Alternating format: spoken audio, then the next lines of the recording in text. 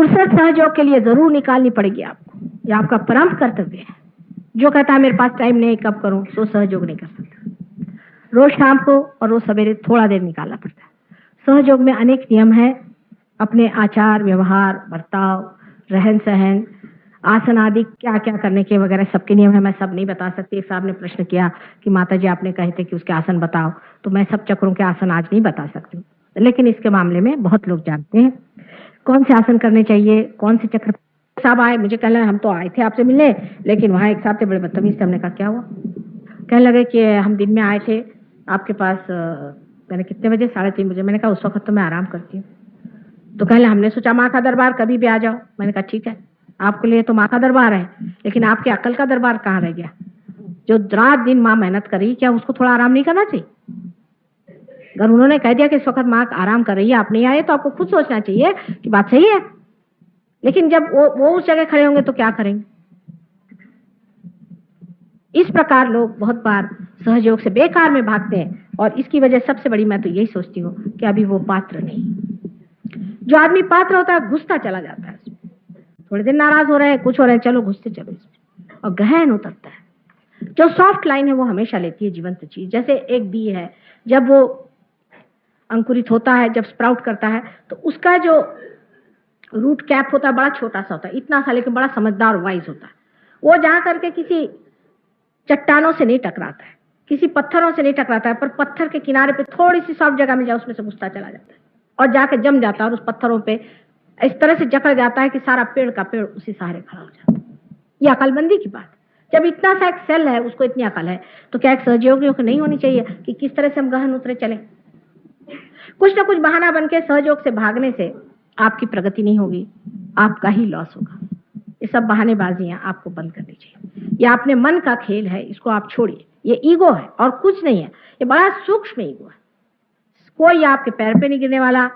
ये तो जरूरी है कि सबसे अच्छे से बातचीत की जाए, कहा जाए, पर कल कोई बिगड़ भी गया, उस पर से सहयोग से भागने की क्या जरूरत है? आप जब तक आप केंद्र पे नहीं आएंगे तब तक आपका कोई सा भी काम नहीं बन सकता है। एक तो सबसे बड़ी बात यह है कि लोग बहुत से ये भी सोचते हैं कि अगर हम सहयोगी हैं तो हमारे बाप दादे के बहन के और भाई के भाई के कोई ना कोई रिश्तेदार कहीं अगर उसको कुछ हो जाए तो बस वो माता जी उसको ठीक करे। एक साहब बहुत बड़े सहयोगी हैं और हमारे यहाँ ट्रस्टी रह चुके, सालों से ट्रस्टी है, उनकी बीवी भी, दोनों को बहुत बीमारी थी, ठीक हो गए, काफी गहरे उतर चुके, सब कुछ हुआ।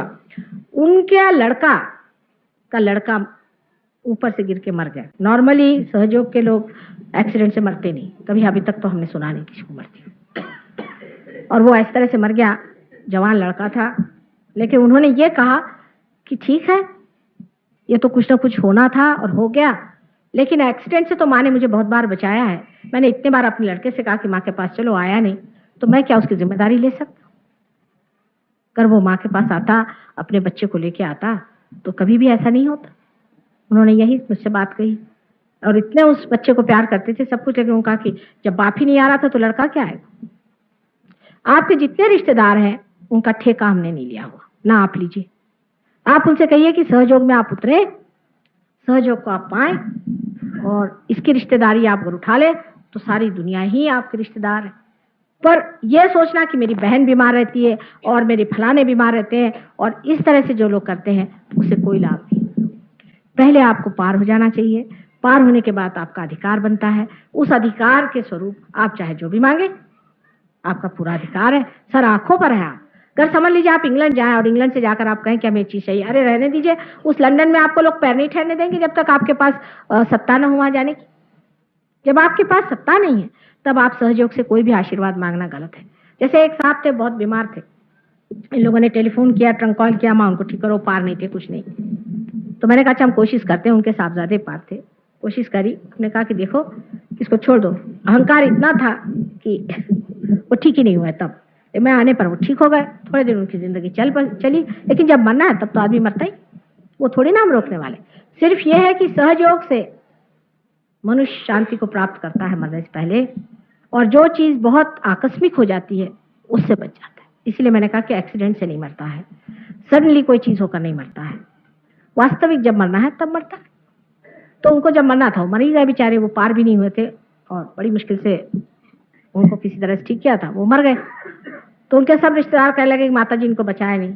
मैंने कहा उनसे एक सवाल पूछो कि आपने माता जी के लिए क्या किया। पहला सवाल। लोग ऐसा हक सहयोग पे लगाने लगते हैं क्योंकि ये सहज है। वो सोचते हैं कि माँ ने हमारे लिए क्या किया। अभी आपने क्या किया माँ के लिए?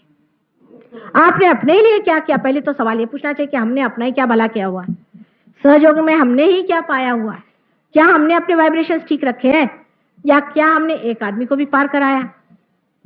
महाराष्ट्र में आप आश्चर्य होंगे कि इतने लोग पार होते हैं, हजारों की तादाद में।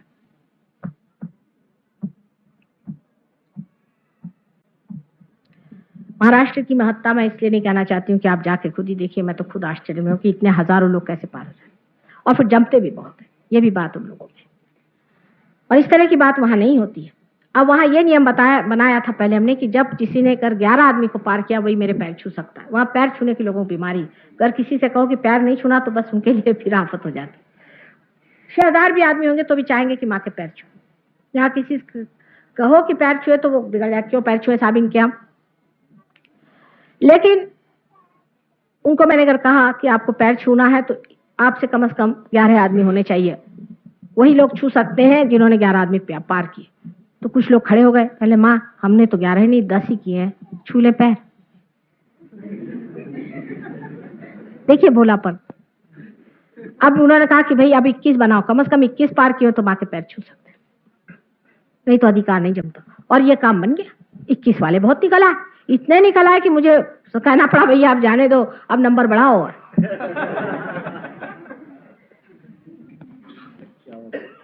51 कर दीजिए तो भी बहुत निकल आएंगे। वहां तो ऐसे ऐसे लोगों 10-10 हजार पार किए, इसीलिए शायद उसका नाम महाराष्ट्र रखा है। 10-10 हजार लोग पार करने वाले वहां लोग हैं, और यहाँ खुद ही नहीं जमते हैं, दूसरों को क्या करेंगे। बिल्कुल फ्रिवलस जिसको कहना चाहिए टेम्परामेंट है। अपने तरफ भी सेल्फ एस्टीम नहीं है, अपने बारे में भी विचार नहीं है, ना दूसरों के बारे में। जानते नहीं कि हम क्या, हम आत्मा स्वरूप हैं, कितनी बड़ी चीज है, हम कितने शक्तिशाली हैं, इस शक्ति को हमें बढ़ाना चाहिए। अपने बारे में कोई विचार ही नहीं है, एक बस रौनक लगा ली बस हो गया, इससे काम नहीं होता। अपने अंदर जो है रौनक करनी पड़ती है और सबके साथ में इसको बांटना पड़ता है। मराठी में कवि हो गए हैं, उन्होंने कहा है त्याला पाहिजे जातीचे एरे गबाळ्याचे काम नोहे। कहले इसके लिए जिसमें जान हो वो आए, ऐसे वैसे लंदी फंदी लोगों का ये काम नहीं। एरिया गबाळ्याचे मैंने बेवकूफों का ये काम नहीं। इसलिए आपसे मुझे रिक्वेस्ट करना है, बताना है बहुत बहुत विनती करके कि आपको जो भी दिया है उसका संजोना बहुत जरूरी है, उसके और बढ़ना जरूरी है। दिल्ली के फाउंडेशन के पहले स्टोन्स हैं और आज 7 साल से मैं यहाँ मेहनत कर रही हूँ दिल्ली में, और अभी इन गिन के 200 स्टोन्स भी नहीं जोड़ पाई। ये कठिनाई है, आप सोचिए। और जो आते भी हैं ज्यादातर दल बदलू और दल बांधने में नंबर 1। ये शायद हो सकता है कि पॉलिटिक्स का असर हो, चाहे जो भी हो, इतना पॉलिटिक्स करते हैं कि जिसकी कोई हद नहीं। इसमें पॉलिटिक्स नहीं है, कुछ नहीं है, इसमें सिर्फ अपने को पाना और परमात्मा को पाना और सारे संसार को एक नई सुंदर प्रेम पूर्ण क्रांति में बदल देना ही एक काम है। बड़ा भारी काम है, बहुत महान काम है, इसमें हजारों लोग चाहिए। और अगर आप नहीं करिएगा, ये भी आप जान लीजिए, तो ये लास्ट जजमेंट है।